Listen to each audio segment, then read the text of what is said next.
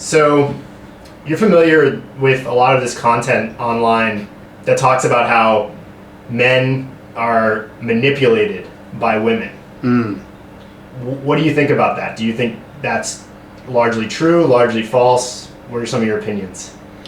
Yeah, so first of all, I think people manipulate each other all the time. That's just what communication is about. I mean, the whole point of communication is to influence someone in some way, whether that's because you want them to do something or whether you want them to know something or think something or feel something. That influence, from my perspective, is manipulation. Now, obviously, the word manipulation has this implication that the other person, what you're trying to do is maybe harmful to the other person.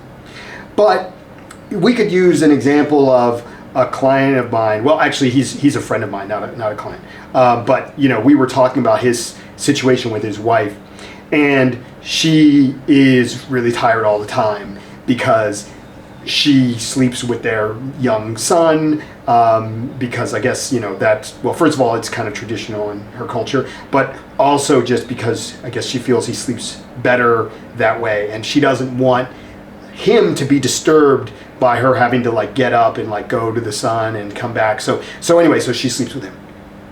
And he feels very concerned about her because she doesn't sleep very well with the son. And he suggested that he sleep with the son sometimes.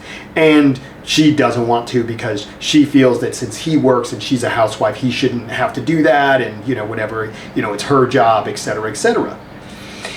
And she feels bad burdening him.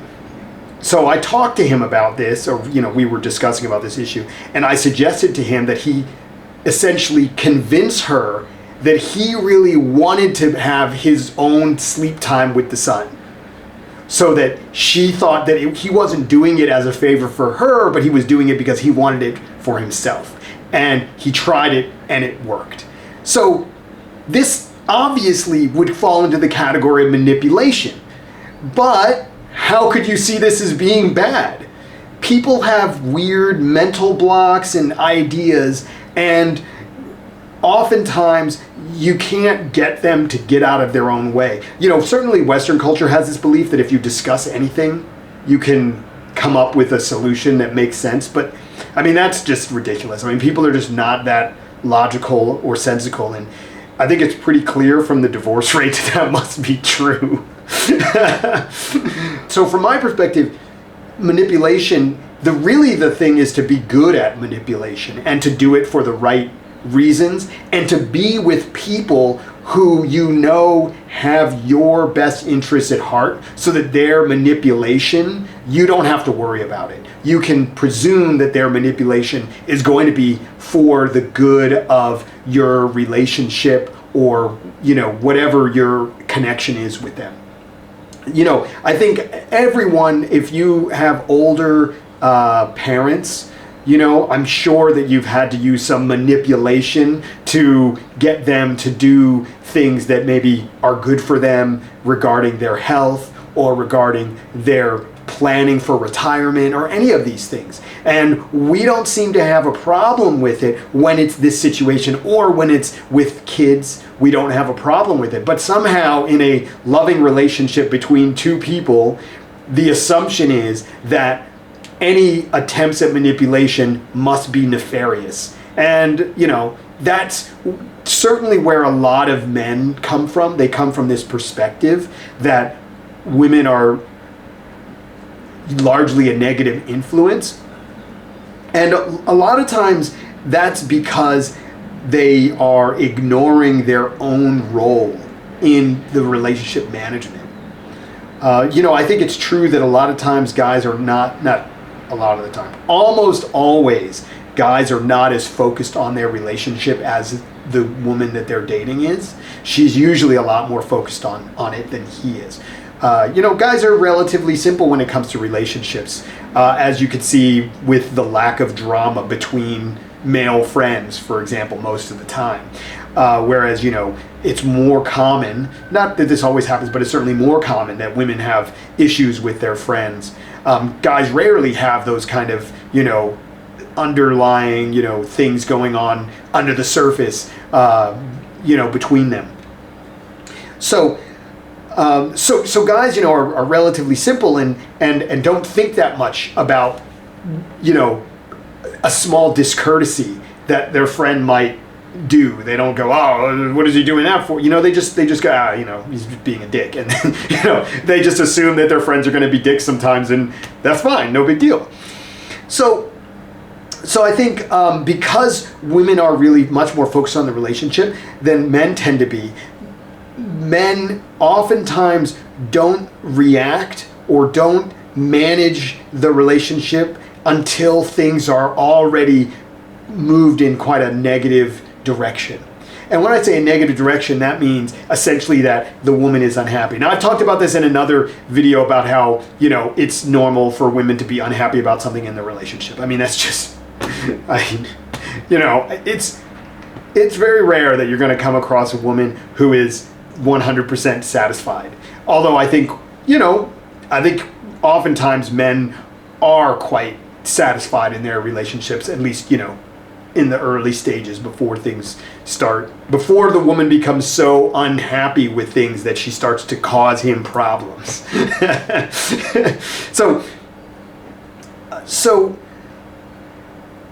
men often assume that things are fine, and they don't notice, these small things that women might do to try and draw their attention to the fact that there's problems. Guys tend to ignore them and just think it's no big deal. And so then the woman does more and more things to draw his attention, and that's when he starts to react kind of negatively and be kind of upset or annoyed. I think it often comes out as annoyance from the guy. So I think that's pretty common. So that's where kind of where guys think that women are being manipulative. I think is when they've already not given the relationship the level of attention it needs for the woman to be relatively happy, and then she feels that she needs to actively do things to try and get what she wants. And then you get, this kind of idea of manipulation. And I think it really comes down to the fact that we need to decide as men what trade-offs our woman is going to have to make. It's like time, money, energy, or, if you look at, the 5 love languages, which is, you can read that book if you want, but it's a super simple book. It's probably, whatever. Anyway, there are 5 love languages: acts of service, words of affirmation, gifts, quality time, acts of service. I think I got all 5 of them. Now, the theory is that people have a primary one and a secondary one maybe, but if you just focus on the primary one, then your relationship will be fine. They'll feel loved. That does not match my experience, nor does it match the experience of most people I've worked with, most of the guys that I've worked with. How it really seems to work is that we have our natural love languages that we perform, whether it's acts of kindness or buying gifts. Like in my case, I'm not much of a gift buyer as a general rule. But, some guys really are. I'm more of a quality time, acts of service person. Oh, I did leave out one, and I repeated one. The one that I left out was touch. That's not what it's called. No, maybe it is just called touch. I think it's called touch. Okay, yeah, touch. Anyway, so we tend to have ones that are our primary mode that we're accustomed to and that we sort of do automatically. And then the other ones we tend not to do because we don't have the habit of doing them. Whichever ones you don't do are the ones that she's likely to be unhappy about. Because in my experience, women want all of them.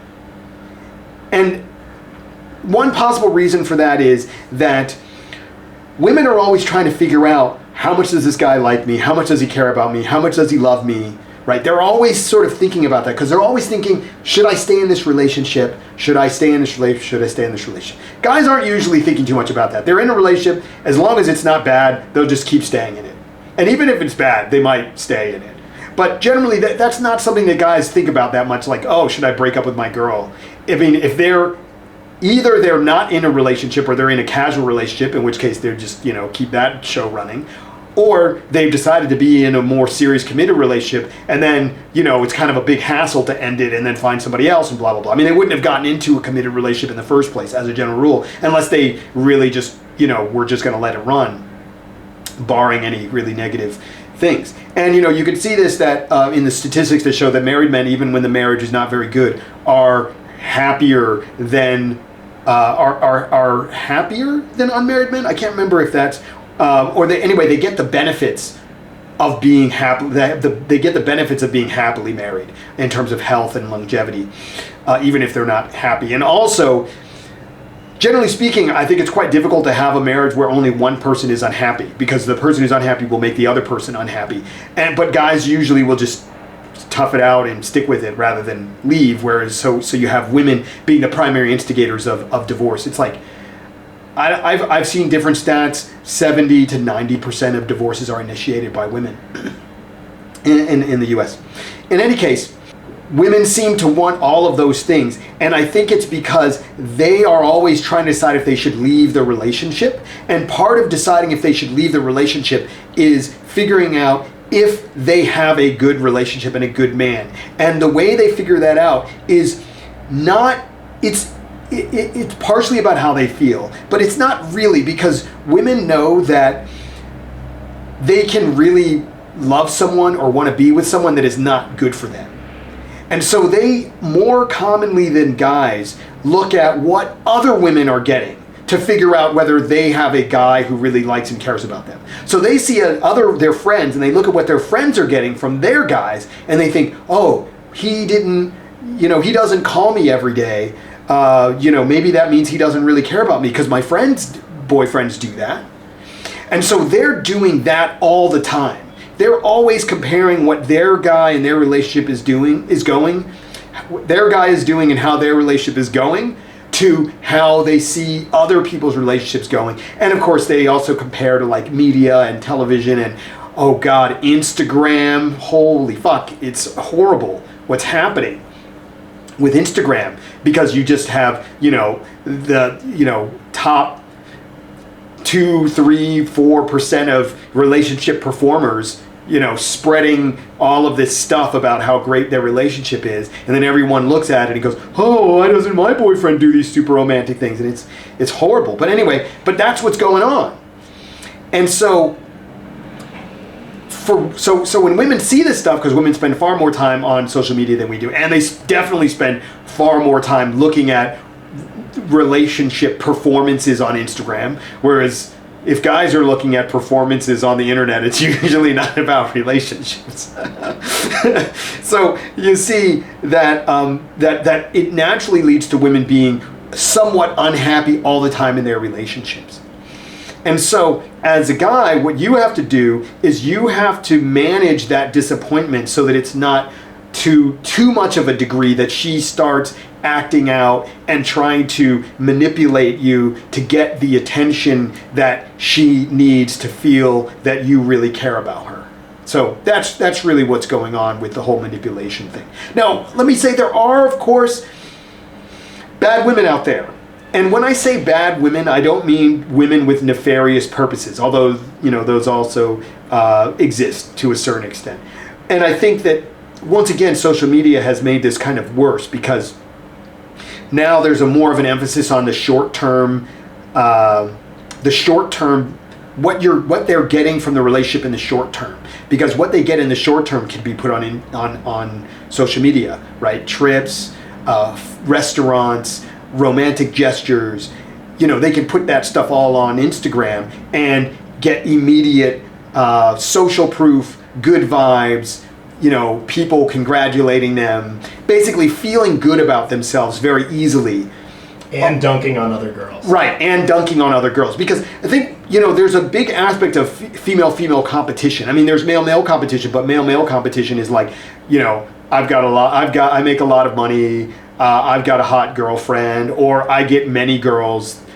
It's mostly around having money or having fame, or if you don't have money or fame, you being able to have a hot girlfriend or getting lots of girls, because the money and fame is just for the girls anyway. So it's either one works. If you have the money or fame, people assume you have the girls, or if you don't have money and fame, then you can just show in various ways that you have the girls, and then that works just as well. Whereas female competition is about how much guys are willing to do for them. And it used to be, when there weren't these kind of just easy displays, it was about the quality of the relationship. The guy wanted to keep you around, the guy being someone that other women would want. But now they leave the guy out of the picture. You don't see the guy, a lot of the times, you just see the gestures. And some of this stuff is faked. I mean, we were talking about, a few days ago, we were talking about how girls will get designer shopping bags. Chanel, Dior, Louis Vuitton, and they'll show the bag implying that they got a gift. Or girls could do that with flowers too. They get a big bouquet of flowers and they can pretend that they have some guy that really cares about them that got the big bouquet of flowers. Now, I don't know how frequently this is done, but it definitely is a thing that's part of female competition. And once again, it's when women display this stuff, a woman displays a Chanel shopping bag. Of course it's possible that she bought it herself. There are plenty of women make enough money to buy this stuff. But women are generally not impressed by another woman working really hard and making a lot of money so she can buy Chanel stuff. I mean, that's not very impressive for women. It's like, what's impressive is not working very much and having all this stuff, which means that, generally speaking, they have to get this stuff from somebody else. And obviously, if you just get it from your dad, that's not that exciting, because that's just luck that you were born into a wealthy family. Whereas if you get it from guys out there in the world, then the implication is that you're a desirable woman. So this is what a lot of female competition is about these days. And so it shifts women to a more short-term extractive mindset, because if they can extract these things from guys in the short term, they can get this status among women. And so, whereas that didn't used to be, it was before the status was having a stable long-term relationship. And so that's kind of shifted. So in that regard, I think there is an argument to say that, women can be more manipulative. But I think that you have to understand where it's coming from. And if you understand where it's coming from, there are plenty of ways that are inexpensive that you can give women these kind of experiences that they can post. But, the thing is that guys aren't usually thinking about the relationship from the perspective of their girl and how she's seeing it and how the people around her see it. In sales and in negotiation, they always talk about how whenever you're negotiating with someone, you always have to consider who else they need to discuss. So, if they talk about with the car salesman, they need to find out if the wife is going to have some input. Guy comes in, he's looking at buying, a sports car, and it's like, oh, they want to ask if the guy's married, if he has kids, if he has a family, because, he may really want to buy this sports car, but at the end of the day, the wife is going to veto it. So in the same way, we have to consider the world that she's living in and what she's experiencing and the influences that she has on her. And generally, guys ignore that, and they feel that they shouldn't have to deal with it. And, yeah, it'd be nice if we didn't have to deal with it, but that's just not the way it is. You can't just wish the things that you want in life to just go away and disappear. You just have to face them and deal with them head on. And so that's the reality. And guys think they're being manipulated by women, but really what they're not understanding is that women have certain needs in their relationship that men are just ignoring and just don't understand are out there and exist. And that she's getting certain influences that they're just not thinking about or considering. So, in summary, you basically think that men are kind of being lazy and complacent, and they're not paying enough attention to what's going on in their relationships generally? Oh yeah, for sure. And so what happens is it's a very gradual process where the women they're dating are just becoming more and more worried about the long-term compatibility because of this, because the guy's not paying attention.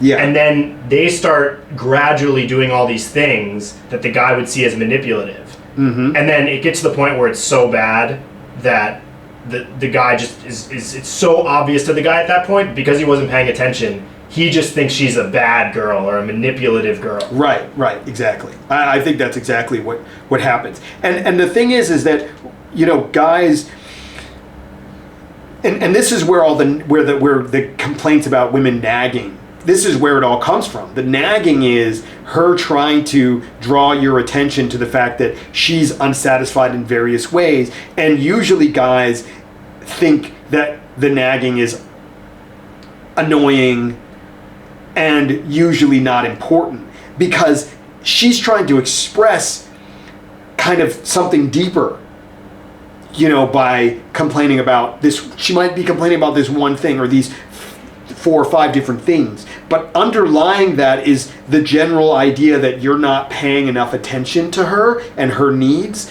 and that you are sort of taking her for granted. Maybe I shouldn't say taking her for granted. I think that's, that's a bit extreme to say taking her for granted, but the point is that you're not giving her enough.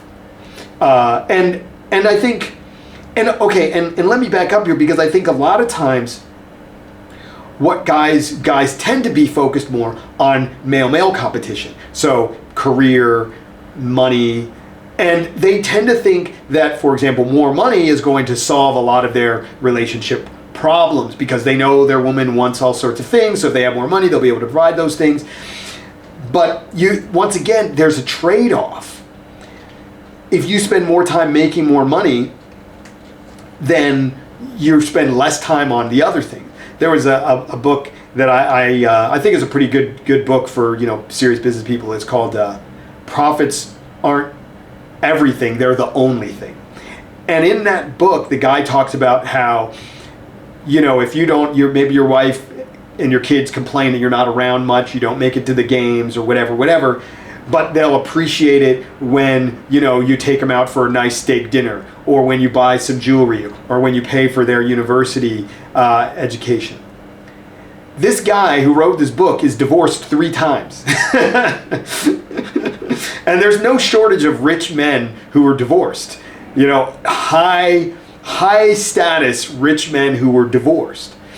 Now, I don't know the details of their relationship, but if you watch the Bill Gates special, she talks about how she's in this big house all alone with the kids, and how she felt really lonely and sad and unhappy, and she kind of put up with it.